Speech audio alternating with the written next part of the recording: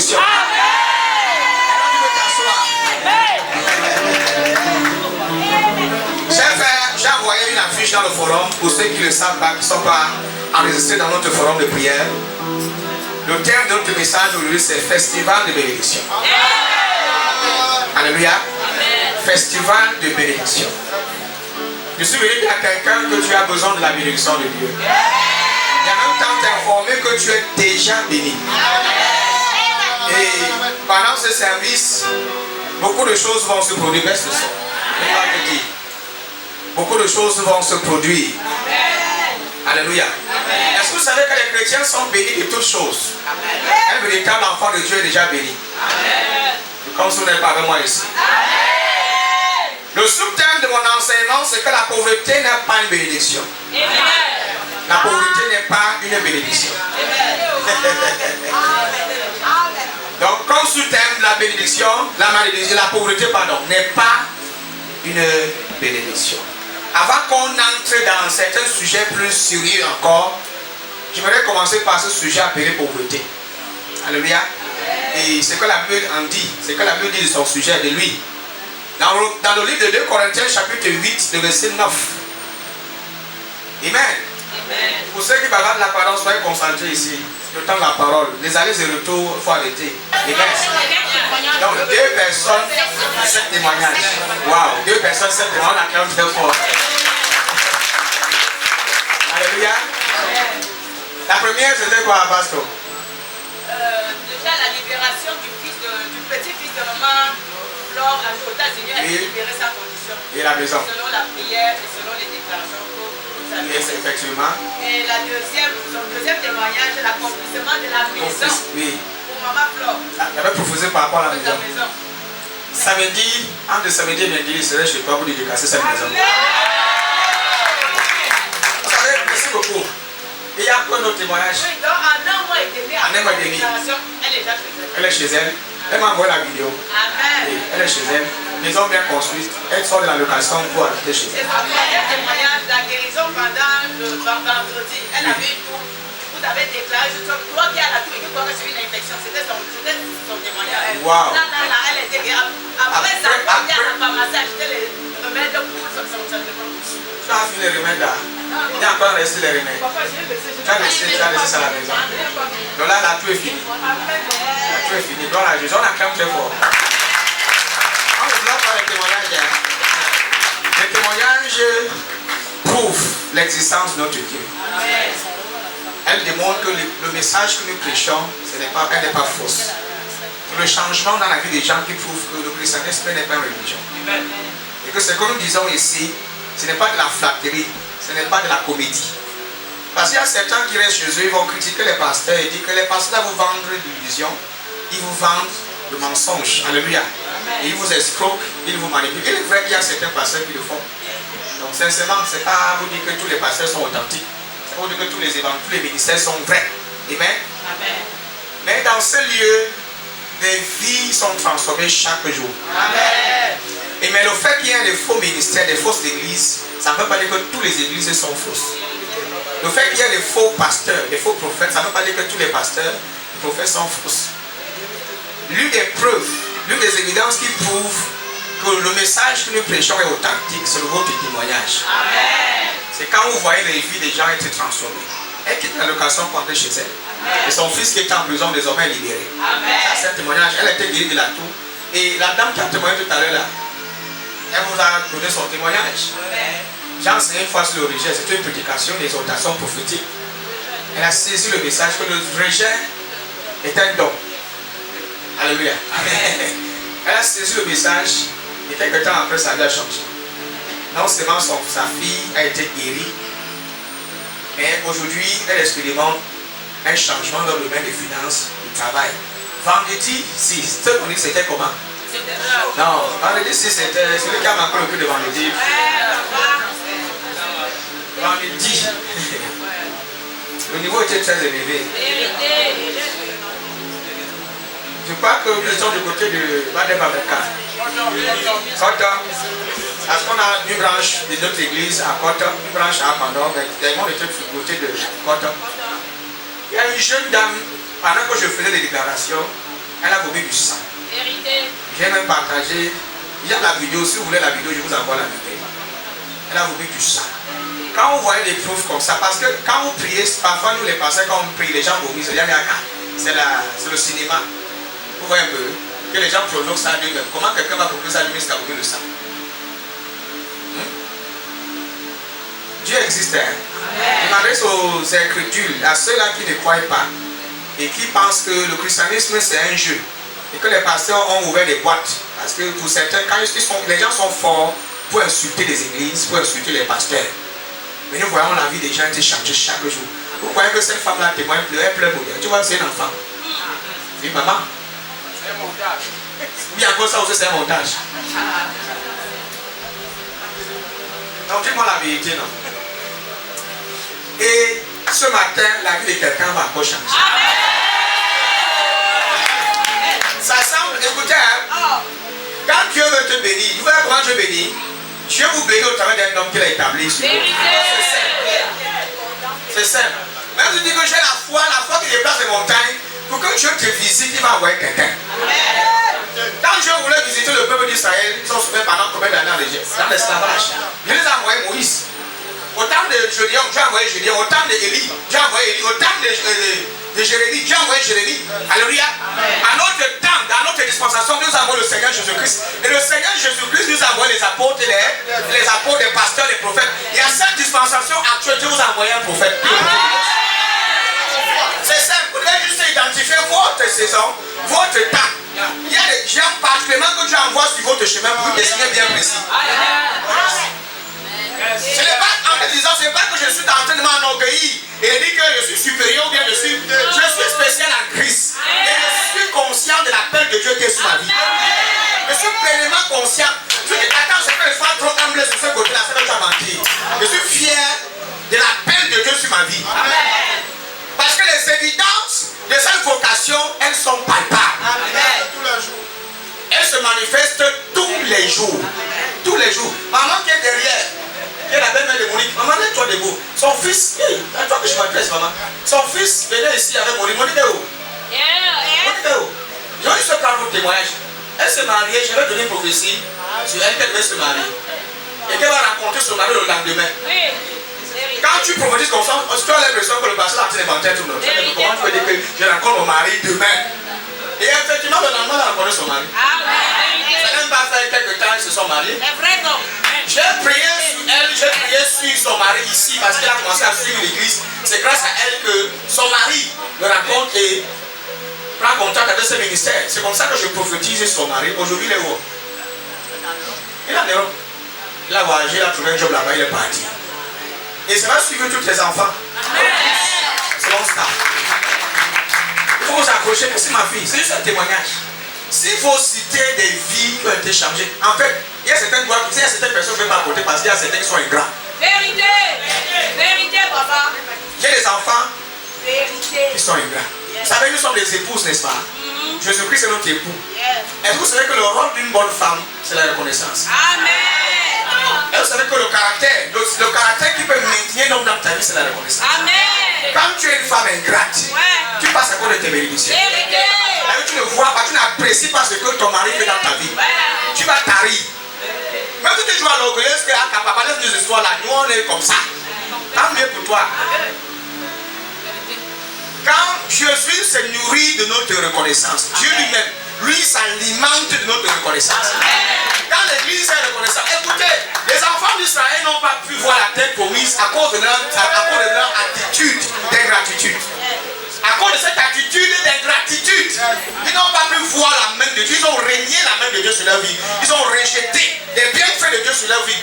Ils ont pris la décision, l'initiative de ne pas reconnaître le doigt de Dieu sur leur vie, de rejeter tout ce que Dieu a fait pour eux, de minimiser tout ce que Dieu faisait dans leur vie. Ils ont pris la décision d'adorer un autre Dieu qu'ils ont fabriqué à leur propre image. À leur propre image. Et Dieu a dit, comment vous avez fait ça? Je me détourne de vous, vous n'allez pas voir la terre promise. Quand Dieu a un plan pour ta vie, pendant que tu marches, pendant que tu es sur le chemin pour arriver à ce plan-là, mon ami, il faut être reconnaissant. Les grandes choses que Dieu te donne, dis merci. Dis merci. Même si c'est une guérison, arrête-toi, dis Seigneur merci. Jésus a guéri des lépreux. Il y a qu'un seul qui est rentré, lui dit merci. Et Jésus a pris la peine de demander où sont les 9 autres. C'est pour dire qu'il s'attendait à ce que ces 9 autres reviennent. Lui dit merci. Amen. Le merci est important. Quand Dieu t'a béni dans un ministère, ce n'est pas mauvais de venir témoigner et de dire merci à ce Dieu. Et à l'homme de Dieu que Dieu a utilisé. Dis merci même à ton pasteur. Ce n'est pas l'idolâtrer, ni encore lui mettre au-dessus de Dieu. C'est d'apprécier le vase par lequel Dieu t'a visité. Oui, ce n'est rien de mal dans ça. Ce n'est pas l'adorer. Non, non. Dis merci à ton pasteur, ce n'est pas l'adorer. C'est d'apprécier la présence de Dieu sur sa vie. Après, lui dit merci à l'été, c'est dire merci toujours à Dieu. Amen. Parce que l'homme de Dieu est inclus en Dieu. Il n'est pas séparé de Dieu. On a dit fils de Dieu, tu as dit homme de Dieu. Ça veut dire que c'est Dieu l'envoie vers toi. Je m'adresse à quelqu'un ici. Voilà l'une des choses qui fera en sorte que les bénédictions de Dieu dans ta vie se maximisent et augmentent. Plus tu dis merci pour ce que Dieu te donne, plus Dieu augmente d'autres. Dieu augmente. Plus tu expérimentes l'augmentation. Mais si tu continues d'être ingrat, tu donnes l'impression que tu n'as jamais rien fait pour toi. Sache que tu vas t'arrêter sur place. Ce n'est pas une prophétie, c'est une réalité spirituelle. La gratitude vient perfectionner la grâce de Dieu sur ta vie. Et la gratitude vient perfectionner la grâce de Dieu sur ta vie. Les bienfaits de Dieu sur ta vie. Quand tu es reconnaissant, même si la chose n'était pas encore assez parfaite, Dieu va la parfaire. Jusqu'à ce que tu expérimentes ce qui est plus beau et plus agréable. Ne soyez pas ingrat. Pas seulement envers Dieu, mais envers ceux qui vous ont fait du bien. Soyez reconnaissant. Soyez reconnaissant de la vie. Quand vous marchez, dites merci. Dis merci. C'est ce que je voulais vous dire. Quand mes enfants témoignaient, l'une de mes filles témoignait tout à l'heure. J'ai vu certaines, beaucoup n'ont pas manifesté vraiment la joie. C'était comme si elle pleure parce que Dieu a changé sa vie. Dieu a changé sa vie. Et il va changer beaucoup de vies. Soyez patients, vous allez voir. Le problème, c'est que beaucoup de chrétiens ne sont pas patients. Quand vous venez à l'église, comme Dieu change ta situation, qu'il ne change pas, il reste Dieu. Il reste Seigneur. Ça ne change en rien l'amour que tu as pour lui, la foi que tu as en lui, la confiance que tu as déjà en lui. Que ta condition de vie change ou qu'elle ne change pas. Moi, j'aime Dieu. Et ma confiance en lui reste inébranlable. Et inchangeable. J'ai confiance en lui. Que je me marie, que je ne me marie pas, j'ai confiance en lui. Avant que j'introduise mon message, je me suis dit que j'aurai des secrets pour expérimenter une plus grande croissance. D'avoir un bon cœur. Avoir un bon cœur. Et un bon cœur. Beaucoup veulent vivre l'abondance, mais ils ont un mauvais cœur. Beaucoup veulent vivre l'élévation, mais leur cœur, ils ont des cœurs tortus, des cœurs de vengeance. Seigneur, donne-moi pour que je me venge de tel. Bénis-moi pour que je me venge de telle famille. Telle personne m'a maltraité, telle personne m'a mal éduqué, telle personne m'a dit ça. Si j'ai, je vais lui montrer. Si j'ai, je vais lui faire ça. Mauvais cœur. Certains sont bloqués sur place à cause de leur mauvais cœur. L'état de ton cœur, regarde l'état de ton cœur. Quand je parle de l'état de votre cœur, je ne parle pas de ton cœur qui parle à l'intérieur de toi là. Je parle de l'état de ta pensée. Parce que le cœur spirituel dont la Bible parle, c'est l'état de votre pensée. Les pensées qui sont véhiculées dans ta conscience, les pensées qui sont dans ta conscience, sont ces mauvaises pensées-là que tu dois rejeter avant de recevoir la grâce de Dieu. Quand Dieu veut te visiter, il regarde l'état de ta pensée. Tu as des pensées penchantes, des pensées méchantes. Tu ne pourras pas vivre certaines dimensions de grâce. Ce que je dis là, ce n'est pas une doctrine, mais c'est juste des conseils que je vous transmets. C'est juste une exhortation. Et en réalité, je ne suis pas venu aujourd'hui enseigner, je suis venu prêcher. Je ne vais pas mettre trop long. Mais l'intention de mon enseignement, de mon message, pardon, c'est de vous rendre conscient de la bénédiction de Dieu qui habite déjà en vous. Et en sortant de ci, que tu sois pleinement conscient que je suis béni. Et que cette idée, cette pensée de malédiction, de pauvreté quitte complètement ton esprit. Parce que la pauvreté, c'est un état d'esprit, c'est un état de pensée. Il y a des gens qui pensent pauvres. Il y a aussi la pauvreté, c'est un choix. Est-ce que vous savez que la pauvreté, c'est un choix? Il y a la pauvreté circonstancielle, il y a la pauvreté qui est choisie. Il y a des gens qui choisissent d'être pauvres. Il y a des gens qui, à cause de circonstances, à cause de certaines circonstances, ils sont devenus pauvres. Ils n'ont pas accepté. n'ont jamais voulu être pauvres, mais les circonstances les ont rendus pauvres. Mais il y a d'autres que si tu leur dis qu'ils sont bénis, ils vont dire jamais je refuse la bénédiction. Moi je vais être pauvre toute ma vie. Tu comprends?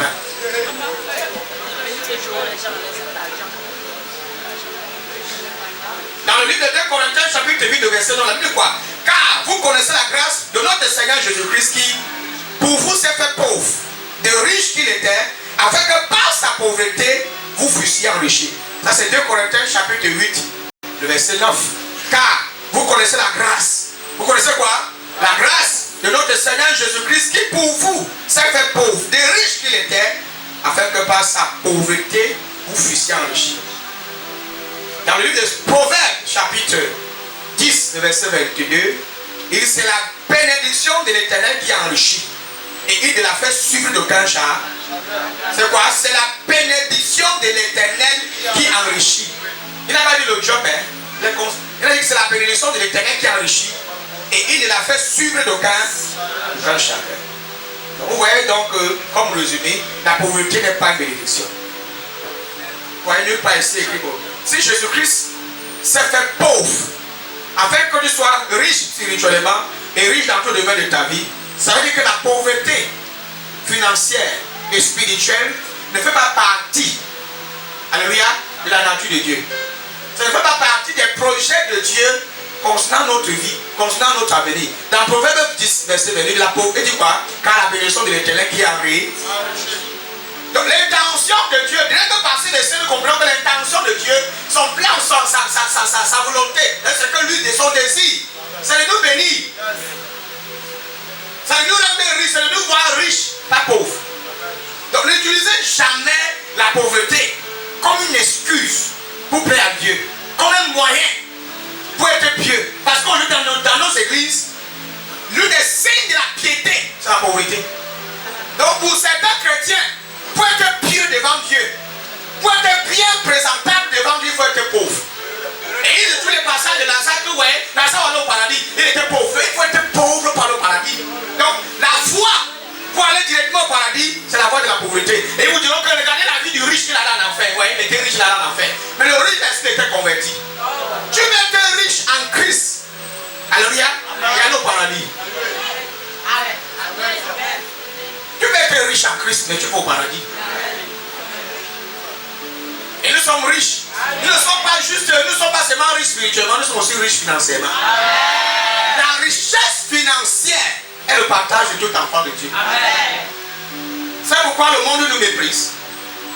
Église, nous sommes ensemble ici. C'est pourquoi le monde méprise les églises pentecôtistes. C'est parce que vous êtes pauvres.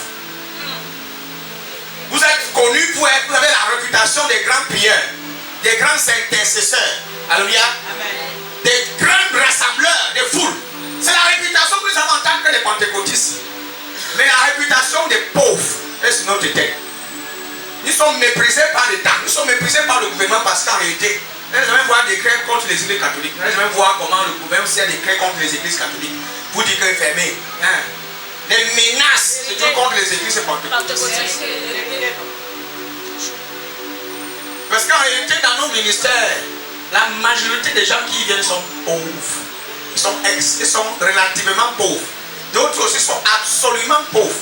Parce que la pauvreté, il y a la pauvreté relative, il y a la pauvreté absolue. Mais la pauvreté absolue, c'est celle-là qui est grave. C'est-à-dire que tu n'arrives même pas à boire de l'eau, c'est grave. Mais celle qui est relative, tu peux au moins t'acheter un vêtement à la friperie. Tu peux au moins préparer même le riz sauté à la maison, même de 1000 francs. Tu peux le gérer. Amen. Oui, tu peux au moins acheter même un sachet de 50. Mais quand tu es absolument pauvre, tu viens à la poubelle.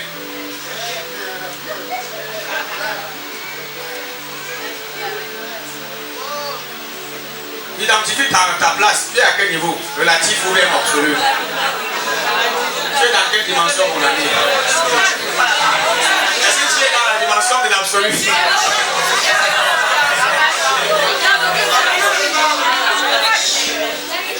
tu es relativement pauvre, n'est-ce pas?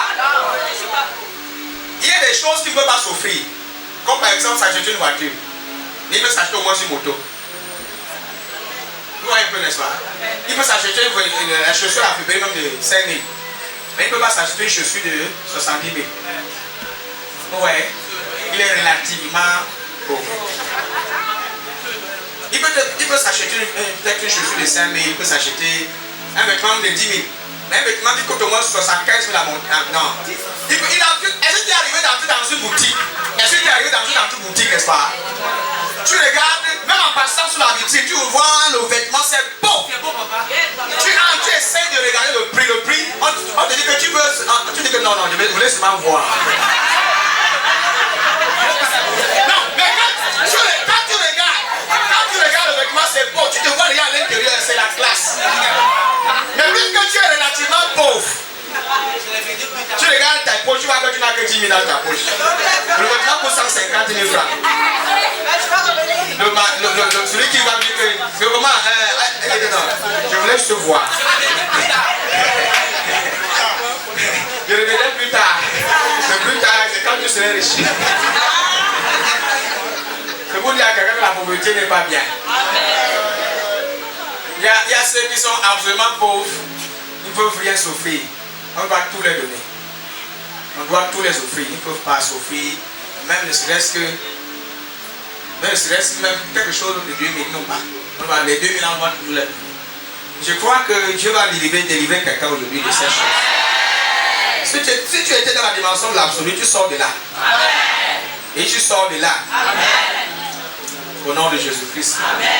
La pauvreté n'est pas une bénédiction. Alléluia. C'est la raison pour laquelle Jésus nous en a délivrés.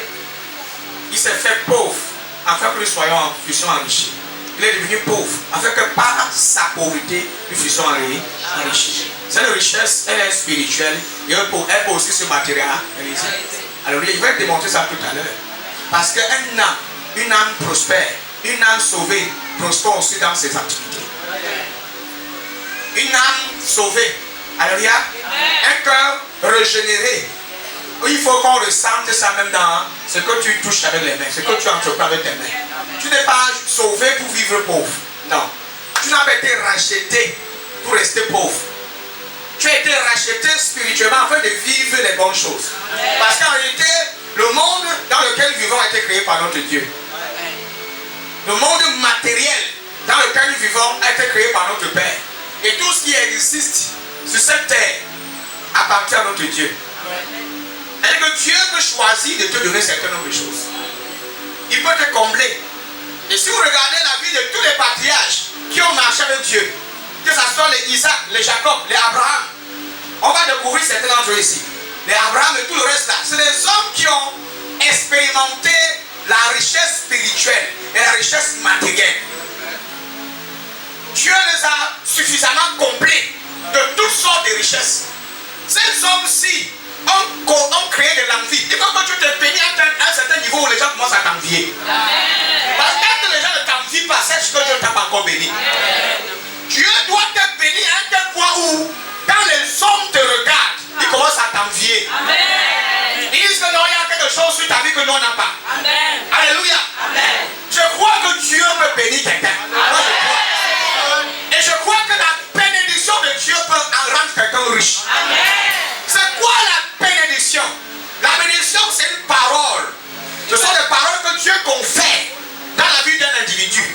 Ce sont ces paroles qui vont maintenant dans ses affaires, dans ses projets, commencer à modifier les rêves, commencer à apporter le changement. La bénédiction est une force inhérente de Dieu. C'est une capacité inhérente de Dieu qui apporte le changement dans les activités des gens. Qui apporte le changement dans votre vie. Dans le quotidien. Un homme béni ne souffre pas. Un homme béni par Dieu, tout ce qu'il touche, alors sa main prospère.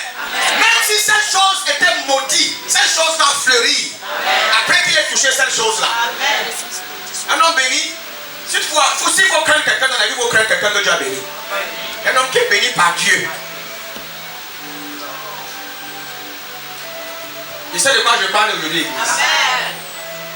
Quand Dieu te bénit, personne ne peut te maudire. Il n'y a aucun homme sur cette terre qui peut dire qu'il peut te maudire.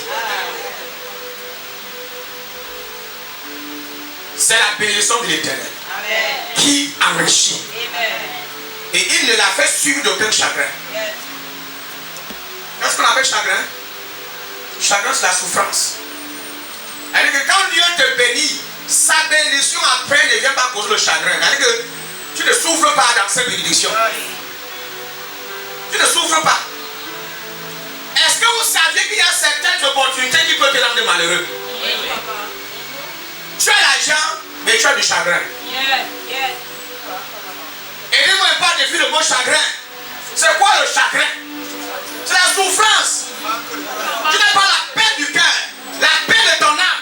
Tu manques le sommeil, tu vis dans le... Tu as un problème d'insomnie, tu ne dors pas. Le sommeil ne vient pas. Mais ton compte bancaire est fourni, tu as tous les biens matériels. Tu as les véhicules, tu as les maisons, mais tu n'as pas la paix. Il y a quelque chose qui te manque. La paix. Mais Dieu nous dit que sa bénédiction rend riche. Mais elle est suivie d'aucun chagrin.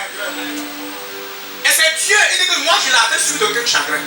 Donc pendant que tu expérimentes la bénédiction de Dieu, le chagrin ne te suit pas. Je veille à ce que tu ne sois pas malheureux. Je veille à ce que tu ne sois pas malheureux.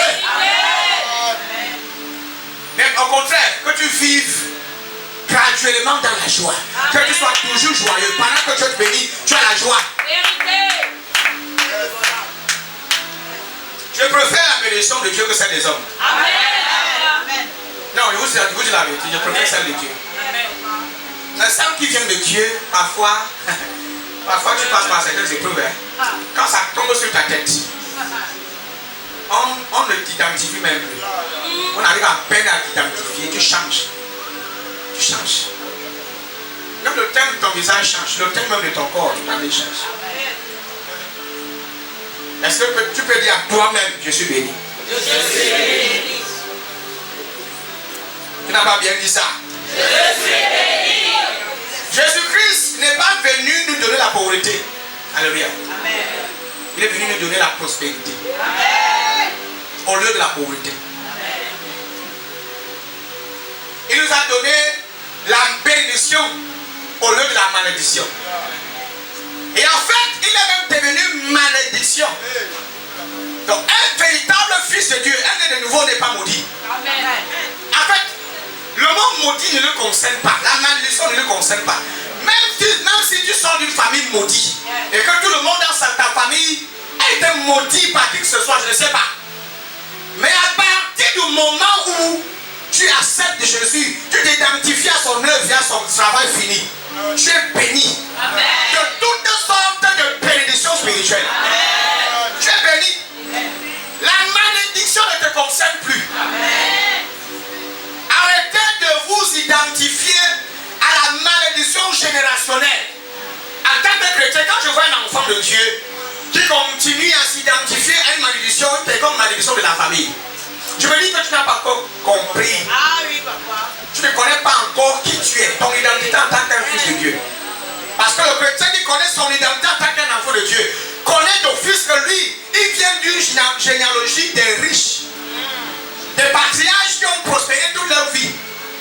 Il provient d'une postérité des riches d'Abraham. Donc automatiquement, il ne peut pas être pauvre. C'est impossible. Je crois que quelqu'un devait dire Amen. Amen. Ou bien il y a des gens ici qui ont choisi d'être pauvres dans leur vie. La pauvreté, c'est une bonne chose. Pas de dissension, s'il vous plaît. Hébreux chapitre 11, verset 35. Je suis pas tenté de dire que la pauvreté n'est pas que la pauvreté, que ceux qui sont pauvres là ont fait quelque chose. Mais sachez aussi que la pauvreté c'est un choix. Alléluia. Cela ne veut pas dire que quand quelqu'un est pauvre, quelque chose ne va pas bien chez lui. Non. Tout le monde a le droit de faire un choix. Et la Bible parle de plusieurs personnes qui ont fait le choix dans leur vie. Dans le livre d'Hébreux chapitre 11, verset 35. Là où tu es actuellement, tu peux choisir de vivre ou de mourir. Tout dépend de toi. Tu peux choisir d'être pauvre, d'être riche. Tout dépend de toi.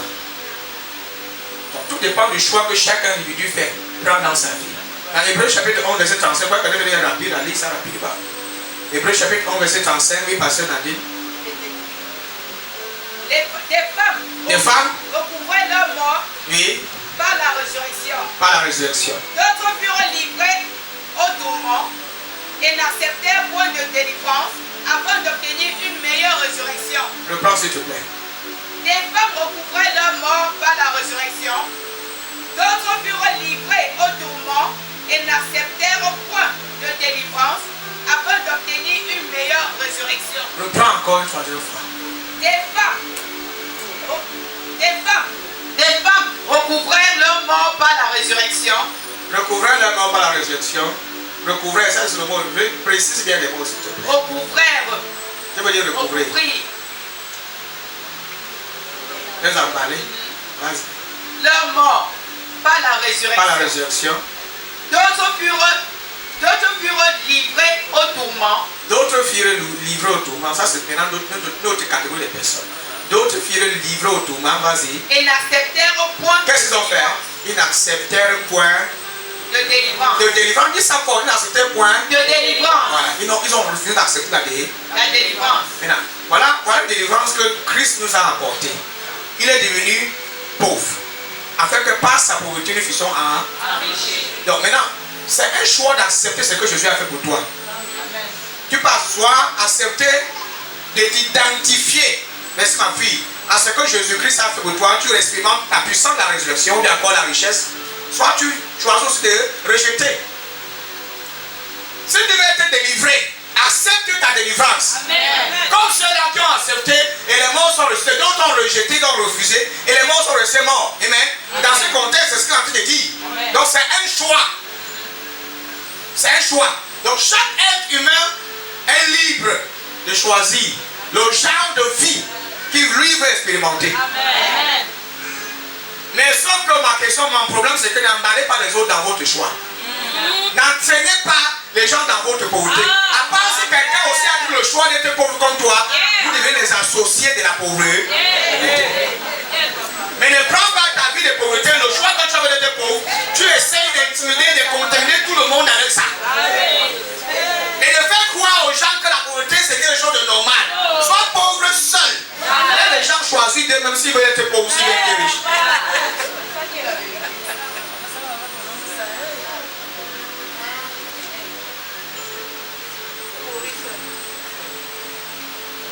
Là, c'est un choix. Il y a ce que j'appelais la pauvreté qui est un choix. Mais il y a la pauvreté circonstancielle. Alléluia. Mais c'est le genre de pauvreté que c'est. Tu es devenu pauvre de façon circonstancielle. Alléluia. Ou parce que vous avez été opprimé par d'autres ou par d'autres raisons en dehors de votre choix personnel. Alléluia. À ce moment-là, ce n'est plus normal. À ce moment, ce n'est plus normal. Si c'est à cause de certaines circonstances de la vie que tu es devenu pauvre, c'est-à-dire que la pauvreté n'a pas consulté ta décision, ou bien tu n'as pas choisi d'être pauvre. Ce n'est pas un choix personnel, c'est venu te trouver comme ça.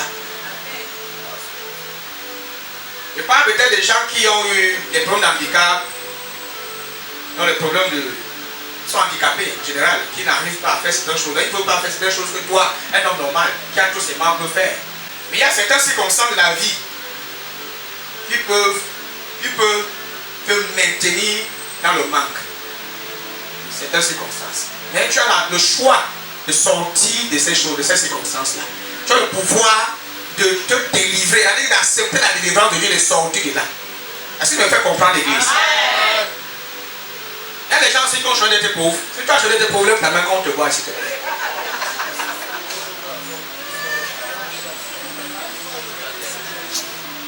Alléluia.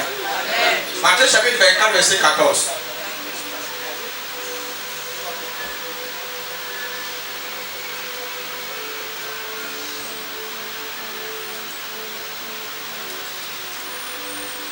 Matthieu 24, 14. Vous savez avant quand je dis ça, pourquoi nous les pasteurs, nous n'aimons pas l'argent, mais nous avons besoin de l'argent. Je n'ai pas l'amour de l'argent, mais j'ai besoin de l'argent. Parce que l'argent répond aux responsabilités. Et l'argent doit répondre aux responsables. Les responsables, un homme responsable a besoin d'argent. Par exemple, moi je suis responsable. C'est-à-dire que j'ai un rôle à jouer dans cette société et dans le monde tout entier. L'évangile que nous prêchons ici est gratuite. Mais sa propagation demande de l'argent. Donc pour que ce message s'étende Même pour seulement peut-être balancer une vidéo d'un message sur YouTube ou sur Facebook, il faut de l'argent. Il faut payer des mégas. Ce n'est pas gratuit. Tu ne peux pas mettre ta connexion off et tu essaies d'envoyer une vidéo, ça ne rien ne va passer. Est-ce que vous comprenez un peu? Personne ne va voir ton message, ni même sur WhatsApp. Même pour que ceux qui sont connectés à toi voient tes choses, même sur tes statuts, tu as besoin de connexion. Et pour avoir cette connexion, qu'est-ce qu'il te faut? Répondez-moi s'il vous plaît. Tous les ministères que vous voyez dans les chaînes de radio, vous voyez peut-être à la télé, sur le satellite, ils payent. Ça fait de l'argent pour propager ces messages. Tous les services qui passent, à la chaque fin de mois ou chaque fin d'année, ils ont un argent qui va déposer. Est-ce que vous comprenez un peu ce que j'ai dit? Donc ça fait de l'argent. L'évangile que tu écoutes, elle est gratuite, mais pour qu'elle se propage, pour qu'elle se tente, elle a besoin de finances. Donc nous, les responsables d'église, on a besoin d'argent. Alléluia. Pour faire étendre l'œuvre de Dieu. Amen. Vas-y ma fille, le verset s'il te plaît. Matthieu 24, 14. Oui. Cette bonne nouvelle du royaume sera prêchée dans le monde entier. Voilà. Pour servir de témoignage à toutes les nations. Alors viendra la fin. Ouais, donc Dieu compte sur nous pour propager cette bonne nouvelle. C'est une responsabilité que Dieu nous a donnée en tant qu'église et en tant que responsable. D'étendre cette bonne nouvelle. Relis un peu le deuxième passage s'il te plaît. Cette bonne nouvelle du royaume de Dieu sera prêchée dans le monde entier. Dans où? Dans le monde entier. C'est mon pays, c'est mon Cameroun. Non. Dans le monde entier. Oui. Pour servir de témoignage. Pour servir de témoignage. À toutes les nations. À toutes les nations. Alors viendra la fin. Alors viendra la fin. Où est que Dieu s'attendre à ce que nous puissions propager cette bonne nouvelle. Amen. Donc Dieu lui est assis, il sait pertinemment qu'il nous a donné une mission. Chaque chrétien a reçu la responsabilité de propager la bonne nouvelle. Maintenant, pour aller dans les nations, on disparaît comme Philippe.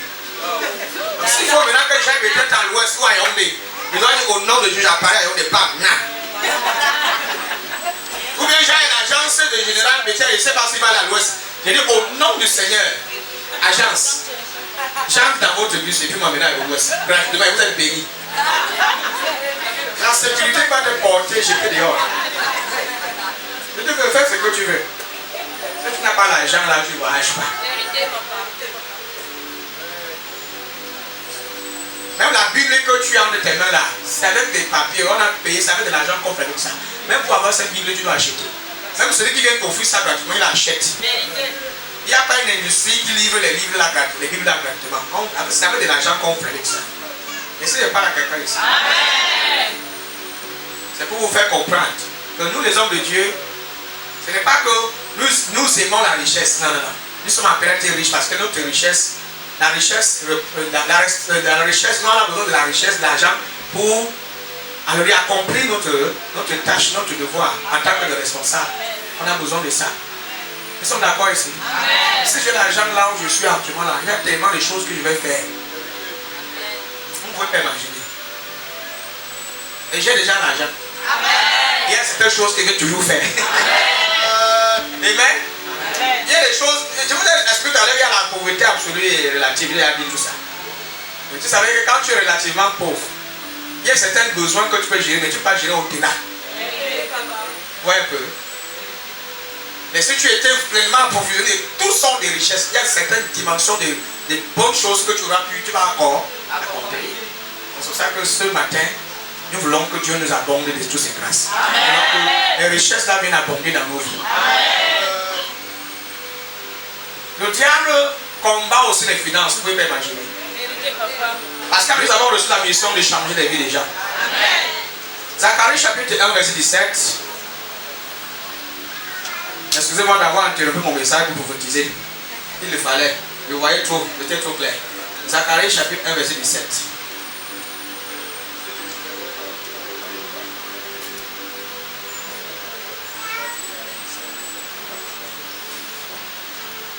L'évangile est gratuit, mais sa diffusion n'est pas gratuite. Sa diffusion n'est pas gratuite. Pour diffuser l'évangile, il faut de l'argent. Elle n'est pas gratuite. Le micro que tu as entre mes mains, c'est de l'argent. L'appareil qui est là, c'est l'argent. La lumière, c'est l'argent. La clim, c'est l'argent. Tout ce qui est ici, c'est l'argent. C'est l'argent. La salle, il faut louer. L'argent. C'est l'argent.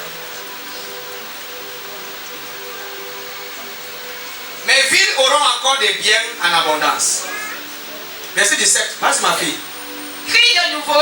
Crie de nouveau. Et dit. Et dit. Ainsi parle l'Éternel des armées. C'est Zacharie. Ainsi parle l'Éternel des armées. l'Éternel des armées. Mes villes auront encore des biens. Mes villes auront encore des biens. En abondance. En abondance. L'Éternel consolera encore Sion. L'Éternel consolera encore Sion. Il choisira encore Jérusalem. Il choisira encore Jérusalem. Il dit, mes villes auront quoi? Mes villes auront encore des biens en abondance. Vous voyez que c'est le désir de Dieu de vous combler de l'abondance. Ça fait partie de son plan. La pauvreté n'est pas une bonne chose. La pauvreté n'est pas une bénédiction. Non. Dieu ne désire pas voir quelqu'un être pauvre. Alléluia. Dans le livre de 3 Jean, chapitre 1, verset 2, 3 Jean 1, 2, il dit, bien aimé, je souhaite que tu prospères à tous égards et sois en bonne santé, comme prospère l'état de ton âme. Ça c'est 1 Jean 2, 1 Jean chapitre 1, pardon, verset 2. Il dit, bien aimé, je souhaite que tu prospères. Ça c'est l'apôtre Paul. Je souhaite que tu prospères à tous égards, c'est-à-dire à tous les niveaux, tous égards, et sois en bonne santé, comme prospère l'état de ton âme. Donc vous voyez que Dieu veut que tu prospères spirituellement, que tu prospères physiquement et financièrement. Alléluia. Donc fais le choix de ne rien faire de moins. Fais le choix de prospérer. Fais le choix de vivre l'abondance. C'est un choix. Qui a choisi? Qui a fait son choix? Qui a choisi? Qui a fait son choix qu'il veut prospérer? C'est un choix. C'est un choix. C'est un choix. Vous assure l'église. Vous savez qu'il y a des enfants qui sont nés dans la pauvreté, ils sont grandis dans ce système de pauvreté. Avec que tout ce que l'enfant demande, on dit que ça ne peut pas, c'est impossible, tu ne peux pas avoir ça. L'enfant grandit avec cette mentalité. Oui. Tu vois les enfants, je suis pas dit qu'on doit calculer les enfants, mais il faut quand même donner à l'enfant. Il y a des choses, au moins le minimum, il faut combler nos enfants. Parce que si tout ce que l'enfant demande, il n'y a pas, non pas. L'enfant grandit avec ce problème-là, avec cette mentalité qui aura jamais rien. Il n'y a toujours rien. Alléluia. Mais c'est un problème. Le jour c'est parfois avoir de l'argent. Si c'est même une somme d'argent constante, même si on le remet l'argent, il y a une somme d'argent constante, il va refuser, il va dire que c'est la sorcellerie, on va le voir dans la sorcellerie. Parce que quoi? Dans sa tête, il n'est pas habitué à ça. Il est habitué à vivre avec les miettes. Est-ce que vous savez que la pauvreté peut... Tu peux être tellement pauvre au point où même le jour où Dieu décide de te bénir, toi tu crois que c'est le diable qui te tente. Tellement tu as été habitué à la pauvreté que le jour où Dieu décide de te visiter, l'argent vient, quelqu'un t'appelle ou rien. C'est pas quelqu'un de ta famille. Par amour, il dit que je t'offre ça. Tu regardes encore bien. Tu as un montant d'argent. Depuis que je suis dans moi, il m'a donné ça. Tu peux même voir dans le fond là. J'ai vu plein de gens comme ça. Donc marchons avec le discernement. Alléluia. Amen. Alléluia. Amen. Lisons ce dernier verset et puis on va clôturer.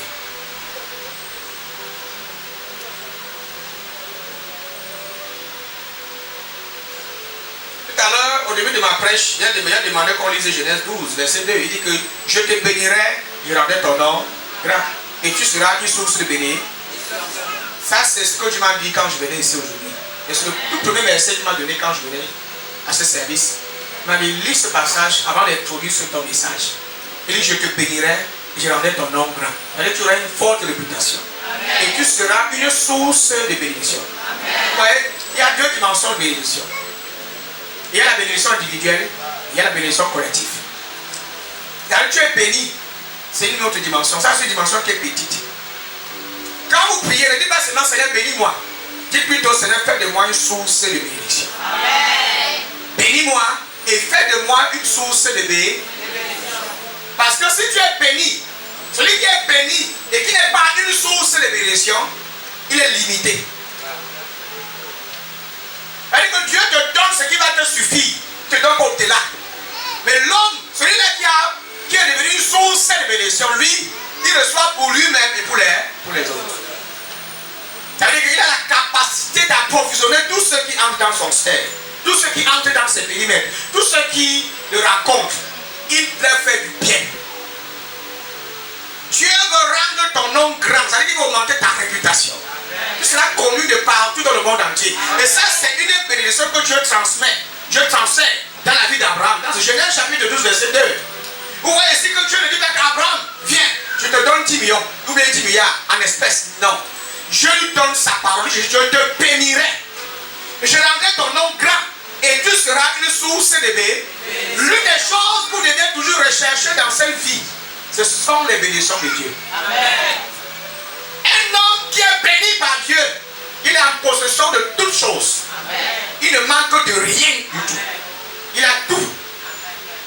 Tout ce qu'il demande, Dieu lui donne. Parce que Dieu l'a béni. La bénédiction de Dieu sur la vie d'un individu, c'est son acceptation, c'est son approbation sur ta vie. C'est-à-dire que Dieu décide de dire qu'il décide de te mettre au top niveau, de te placer au-dessus. C'est son droit sur la vie d'un individu. Vous verrez, tous ceux qui ont été bénis par Dieu n'ont pas souffert. Malgré les challenges, les difficultés, même là où les gens se plaignaient qu'il n'y a pas d'eau, il n'y a pas telle chose, au milieu de la famine, à cause de la bénédiction de Dieu sur leur vie, ils ont pu s'en sortir. Joseph était béni par Dieu. Et parce qu'il était béni, il a pu ressortir, il a pu sortir sa famille et l'Égypte de la pauvreté, de cette saison de sécheresse, alléluia, de famine, pardon. De famine. Un homme béni, c'est un homme qui est élevé. Je crois que quelqu'un est béni dans cette salle. Un chrétien est celui-là qui est béni de toutes choses. Il est béni de toutes les bénédictions de Dieu. Alléluia. Dieu n'a pas dit à Abraham, Abraham, je te bénirai et je te rendrai chanceux. Non, c'est pas ce qu'il a dit. Il n'a pas dit à Abraham, je te bénirai et je te rendrai chanceux. Non, non, non. Est-ce que quelqu'un comprend? Il a plutôt dit, je ferai de toi une grande nation. Je ferai de toi une grande nation et je te bénirai. Je rendrai ton nom grand et tu seras une source de bénédiction. C'est en gros. Ce n'est pas qu'il veut qu'il en ait très chanceux dans la vie. Quand tu vas vouloir te parler des choses, certaines choses vont venir dans ta vie. Non. Ce n'est pas de ça dont tu parles ici. Il n'a pas dit à Abraham, je te rendrai chanceux. Il dit, je ferai de toi une grande nation. Une personne, une nation. Donc, Dieu, ce n'est pas que Dieu l'a béni, Dieu a béni sa génération en lui. Toute sa postérité était bénie en lui. Amen. Tous ceux qui naîtront en toi, qui viendront au monde au travers de toi, sont déjà bénis. Amen. C'est-à-dire que ta postérité, même si plus tard tu n'es plus là, ils seront bénis à cause de toi. Amen. Juste à cause d'une parole de bénédiction, ta descendance est affectée. Amen. C'est-à-dire à la place, si vous voulez dire à la place du péché, Jésus-Christ nous a donné sa justice. Amen. Et à la place de la pauvreté, Christ nous a donné sa prospérité. Amen. Ils sont prospères. Et la prospérité fait partie des plans de Dieu concernant notre vie. Amen. Quelqu'un devait dire Amen par rapport à ça. C'est une grâce. Rejeter toute pensée de pauvreté. Alléluia. Amen. Et accepter la grâce de Dieu. Accepter que la richesse vient de Dieu. Amen. Ceux qui ont une mauvaise mentalité, quand ils voient des gens avec des grosses voitures, c'est toujours le diable. Quelqu'un consume des maisons, c'est toujours le diable. Quelqu'un est bien habillé, c'est toujours le diable. Quelqu'un a porté des perles un peu en or, c'est toujours le diable. Quand tu as une mentalité de pauvre, tu vois le diable partout. C'est la pauvreté qui te rend aigri. La pauvreté rend très aigri et même méchant. Avant, je croyais que ceux qui sont pauvres sont pieux. En réalité, ceux qui sont pauvres là sont même très méchants. Parce que c'est les pauvres là même qui sont pleins de jalousie et qui sont toujours en train de chercher à tuer les gens. Le pauvre n'a pas le temps de chercher à tuer la vie de l'autre. Le riche n'a pas le temps de chercher à détruire. Il est concentré dans ses affaires. Il est focalisé sur comment faire pour multiplier, pour maximiser de son cousin, de son frère, un peu légèrement riche là. Ça devient un problème. Il veut montrer quoi? Il veut montrer quoi? Il faut qu'on lui descende. Essaie de voyager, tu vas voir ce qui va t'arriver. Dans certaines familles, c'est ça. La méchanceté à l'état brut. Ça fait en sorte que certains gens aujourd'hui vivent cachés. Il est riche, mais il ne montre pas. C'est la sagesse. Il n'affiche pas trop sa richesse. Il fait les choses seulement derrière, un peu là. On constate seulement. Parce que tu essaies de montrer que vous voici, la même nuit, on va t'empoisonner dans la bouillie. Dans la bouillie. On va mêler au poison, tu vas mourir. C'est pas qu'on t'invite dans un restaurant où on te donne un plat de 70, de 17 000 francs, tu manges un plat, on t'empoisonne dedans. On t'empoisonne à bout de 5 ans. On essaie même pas de rendre ça un peu plus beau et plus riche.